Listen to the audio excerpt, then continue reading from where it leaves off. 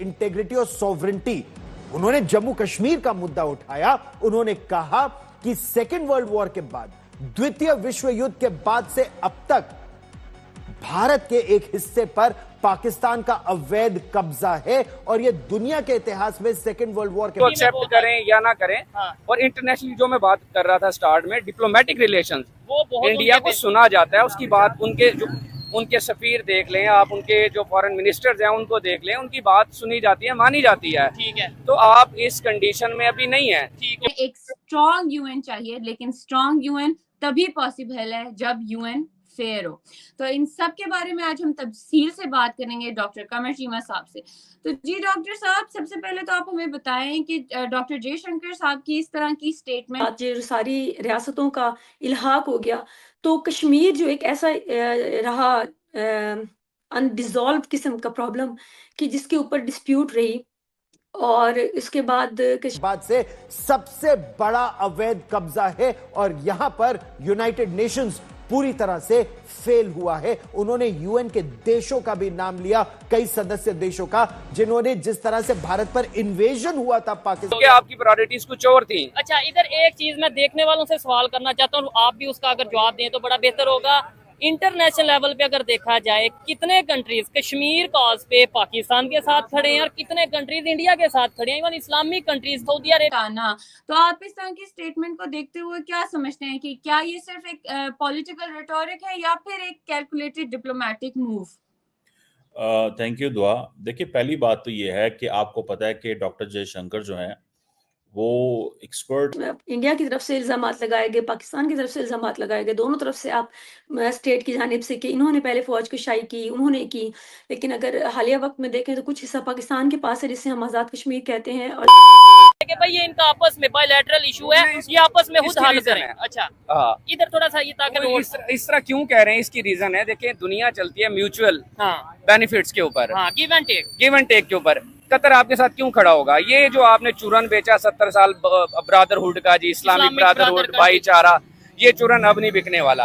अब दुनिया मफाद देखती है। यहाँ आपने टेररिज्म को आपने खुद सपोर्ट किया, आपने जंग मुसल्लत की अमेरिका की। ठीक है, दुनिया क्यों इन्वेस्ट करेगी ऐसी जगह पे? अगर मैं बिजनेसमैन हूँ, मैं ऐसे शहर में क्यों वहाँ पे जाके इन्वेस्टमेंट करूंगा जहाँ मुझे पता है मेरा पैसा डूब जाएगा? ऐसे ही है, तो कतर भाई आपके साथ क्यों खड़ा होगा? ठीक है, वो कोई भाईचारा कोई चीज नहीं है, उसको अपने बिजनेस से कर्ज है। तो वो उसको अगर इंडिया के साथ मिल रहा है, इंडिया गलत कर रहा है, ठीक कर रहा है। अफगानिस्तान इस टाइम किसके साथ खड़ा है? क्यों खड़ा होगा इंडिया?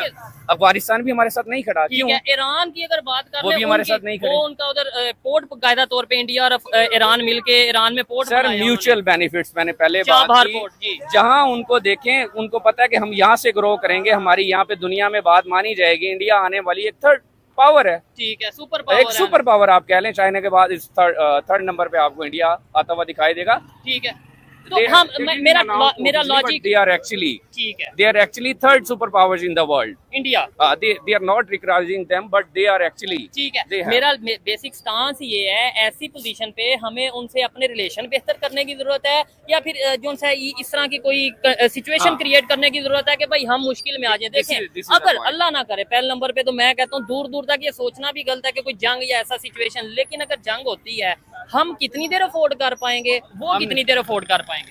हम अफोर्ड नहीं कर सकते। This is a reality check.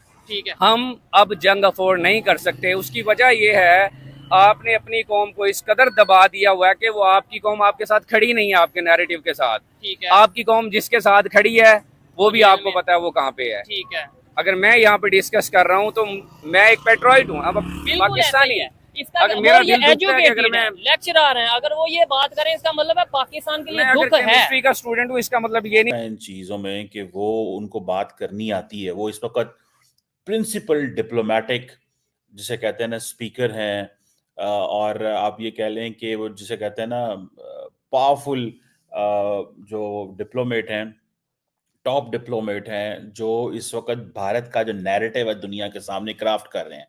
Basically जो सेंट्रल थीम होता है ना डॉक्टर जयशंकर का, वो ये है कि हमें स्पेस दो,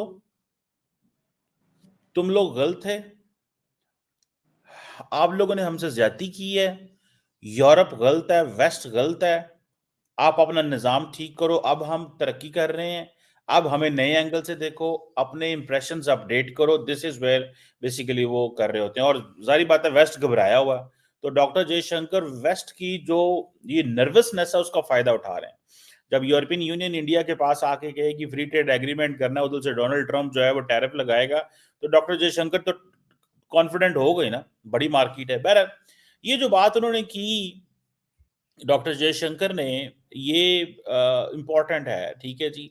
basically doctor Jaishankar wants to rewrite और rewrite the history, and he wants to tell the world कि आप लोग जो है ना वो गलत हैं। जो ये बात करते हैं कि 1947 में पाकिस्तान ने कश्मीर पे इन्वेड किया। अच्छा, एक है भारत का मौकफ, एक है दुनिया का मौकफ। दुनिया का मौकफ ये है कि ये एक डिस्प्यूट है। इंडिया कहता है नहीं, इसको इन्वेजन मानो। सो भारत जो है वो 77 ईयर्स, अब हुआ क्या है देखिए, इसको थोड़ा समझना पड़ेगा। जब भारत ने डोमेस्टिकली सारे का सारा मसला हल कर लिया और पाकिस्तान के साथ यूनिलैटरली पाकिस्तान को बाईपास करके सारी की सारी जो कश्मीर का इशू को रिजॉल्व कर लिया, मिसाल के तौर पे वो कहते हैं ये बायलैटरल डिस्प्यूट है ही नहीं, ये तो ये हमारा इंटरनल मसला है। अब वो उनकी नई बात है ना। ये पहले क्या होता था, बायलैटरल है, अच्छा भारत मानता रहा बायलैटरल है, बायलैटरल है, बायलैटरल है। मोदी साहब ने कहा नहीं नहीं नहीं, कोई बायलैटरल नहीं है, ये तो यूनिलैटरल है, ये तो हमारा इंटरनल मसला है। अच्छा, भारत की जितनी पिछली हुकूमतें आई हैं, स्टार्टिंग फ्रॉम इवन द भी उनकी 6 से 7 लाख के करीब फौज अभी भी मौजूद है, बगैर फौज के वहां पर उनकी कोई किसी किस्म की रिट नहीं है। उसके बाद पाकिस्तान और इंडिया दोनों यूएनओ में गए इस डिस्प्यूट को लेकर, तो यूएनओ ने ये मसला रिजॉल्व नहीं किया। और इसको जिसके बारे में जी दीवाल साहब ने भी बात की कि वो उस वक्त चैलेंज कर रहे थे ना पाकिस्तान को ना किसी और मुल्क को, वो चैलेंज उन्होंने किया है यूएनओ की पावर को या यूएनओ की मिस्टेक को, वो बकौल उनके कि एक ऐसा कैसा इदारा हो सकता है कि जो इस तरह के मामलात को डिस्प्यूट में डालकर और उसको रिजॉल्व नहीं कर रहा। तो फिर हम इसके ऊपर उन्होंने सवाल उठाए। तो देखिए आज तक हम तो इसके ऊपर अब बात नहीं करते, पाकिस्तान ने अपनी स्ट्रेटजी बदली और हम कश्मीर के ऊपर बहुत कम बात करते हैं। लेकिन still Kashmir is a dispute land, it's not the part of India इधर, या फिर ना पाकिस्तान की, ना वो पाकिस्तान का हिस्सा है ना वो इंडिया का हिस्सा है। वर्ल्ड मैप की बात कर रही हूँ मैं, आपको पाकिस्तान की स्टेट की या इंडिया की स्टेट की मैं आपको बात नहीं कर रही। तो वर्ल्ड मैप पे वो एक डिस्प्यूट जगह है जिसके ऊपर उन्होंने सवाल उठाए कि ये यूएनओ की तरफ से रिजॉल्व क्यों नहीं किया जा रहा। तो जनाब इसके लिए तो फिर ऐसा होगा कि आपको यूएनओ में आपको दोबारा पाकिस्तान और इंडिया को जाकर बात करनी होगी, मुज़ाकरात करने होंगे, बैठना पड़ेगा, जिसके बाद सिटिंग्स होंगी कई, उसके बाद ये मसला रिजॉल्व हो सकता है, जिसके लिए ना मेरे ख्याल में इंडिया तैयार है ना पाकिस्तान तैयार है। तो ये डिस्प्यूट जो हमारा, और ये डिस्प्यूट को मेरी तरफ से नहीं है पर्सनल, ना ये मेरी स्टेट की तरफ से है, ये एक वर्ल्ड वाइड या एक यूएनओ की तरफ से डिस्प्यूट लैंड है। तो इसके ऊपर उन्होंने शिकवा शिकायत की हैं, तो मेरे ख्याल में वो ज़्यादा शिकवा शिकायत पाकिस्तान के लिए नहीं थी, वो यूएनओ के लिए थी जहाँ तक मैंने सुना है। तो यूएनओ आगे देखे, नोटिस ले उनकी बात पर और फिर इस मसले को रिजॉल्व करे। Looking forward to it. जी रिबा। अच्छा, जब ना रायसीना डायलॉग 2025 में डॉक्टर एस जयशंकर ने कहा कि वर्ल्ड वॉर 2 के बाद अब तक भारत का जो एक हिस्सा है वो पाकिस्तान ने इलीगल कब्जा किया हुआ है, और उन्होंने यूएन को भी फेल करार दे दिया इस पर कि यूएन भी जो है अभी तक कोई इस पर हल नहीं निकाल सकी। तो आप इस पर क्या राय रखती हैं? आई थिंक कि मैंने जो सुना, जहाँ तक मेरा ओपिनियन है, तब देखी नहीं वीडियो, तो इसके बारे में आपका क्या ओपिनियन है, अगर राय है, आप खुद भी अपनी ओपिनियन दें, खुद राय दें। और चलिए मिलते हैं नेक्स्ट वीडियो में, तब तक के लिए जय श्री राम, जय हिंद।